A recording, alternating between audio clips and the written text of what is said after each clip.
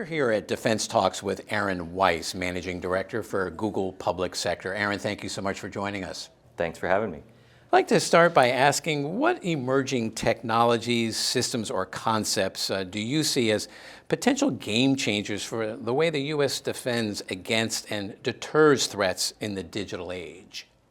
Well, I think the first one that everyone wants to talk about is AI, ML, right?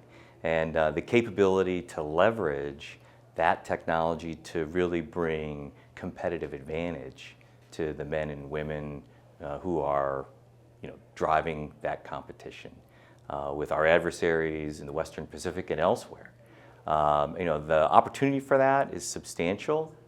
Google, as a leader there, I think has a ton to bring to the fight. I think it's our opportunity to work together with the DoD on doing that. And I think there are other emerging technologies that will come to bear. Some of them aren't necessarily the newest technologies, but hit on areas where Google has real strength, and it is an emerging area within the defense sector. And I would say sort of network resilience is a key enabler for the mission. I know as my time at the Department of Navy CIO, one of the things that we were working hard on was how can we leverage capability and network capability beyond the lines and fiber that we as the Department of Navy owned or the Department of Defense owned, and how do we leverage the capability of industry? And that's an area where Google just has an immense amount of capability. So I think these are multiple trends with existing capability and emerging capability that Google is bringing to bear. And next, I'd like to ask, how can the DoD do a better job of recruiting innovative talent to propel the U.S. military forward as a more modern and digital entity? That's a great question, and it's one that we faced every day from the inside, looking at the exit of talent.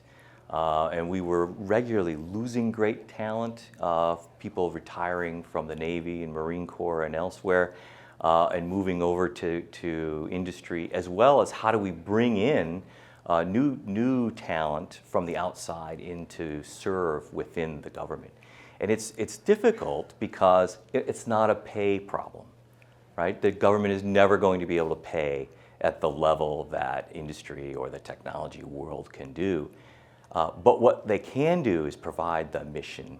Within the DoD, they talk about the aspect of you get liquored up on the mission. And it sounds a little crass, but it's the phrase that's used. And so what happens is you fall in love with the mission, and you're there to support the mission. Once inside, though, I think it's going to be really key that we enable people to move freely between government service and industry. In the past, it's been, and to date in many areas, you have to choose one or the other.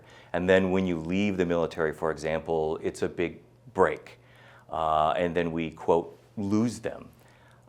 If you look at some of the things that are happening now, specifically Space Force, they have enabled, from a policy perspective, to allow men and women in uniform to actually shift and work within the private sector without having to retire or leave the uniform behind. And it's not the reserves, but it's flexible.